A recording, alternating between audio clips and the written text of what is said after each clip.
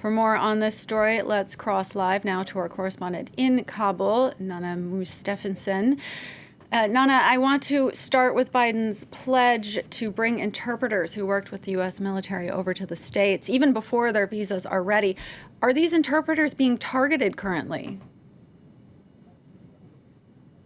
The Taliban recently put out a statement saying that the group will not target Afghans who have worked with the foreign forces as long as these interpreters and others ask for forgiveness. They don't need to fear for their lives, according to the Taliban. But people really don't believe that. And according to some statistics, around 300 Afghan interpreters who have worked for the Americans have been killed over the years. Indeed, last month, a former interpreter for the American forces was pulled out of his car and killed by alleged Taliban fighters. And this man was actually active in a group of former interpreters who are planning to hold a protest today here in Kabul to call on the U.S. to protect them. And it's not only interpreters who fear retaliation from the Taliban. I recently visited a NATO military base here in Kabul, and in one of the shops, in a souvenir shop, I met a man, the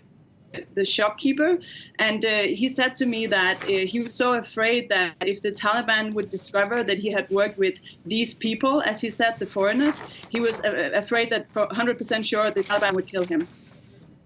So good reason for the United States to want to get these interpreters out quickly, it sounds like. On the other hand, too, U.S. troops are set to leave Afghanistan by September. Since that announcement was made earlier this year, what has happened with the Taliban's hold in the country?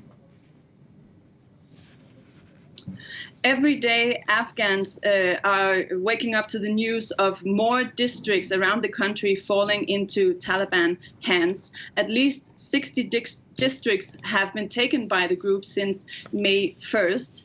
And what we see again and again is that when the Taliban attacks army compounds, the soldiers decide to leave the compounds behind. And then later on, it's up to the special forces who are sent to try and take back these districts which are falling.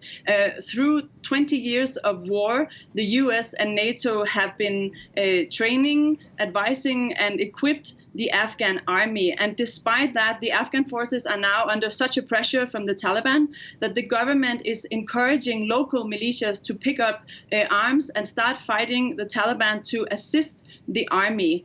And these local militias are being praised for their bravery from the government, but for many civilians, this raises concerns not only from about Taliban attacks, but also potentially a civil war in which these militias later on might start fighting each other. This adding to the reasons Ashraf Ghani is expected to ask for significant continued aid from the United States today at the White House. Our correspondent in Kabul, Nanna Muus Steffensen, thank you so much for your reporting.